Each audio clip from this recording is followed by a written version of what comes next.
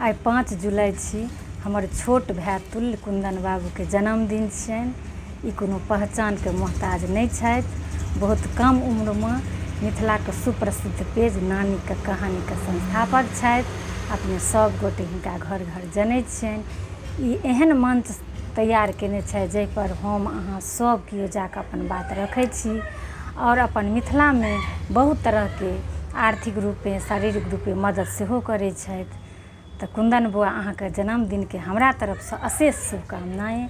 अहिना अहाँ निरंतर आगू बढ़ैत रहू, देश दुनियामे अपन नाम बनबैत रहू आ खूब अपन मिथिलाके आगू बढ़बैत रहू। God bless U.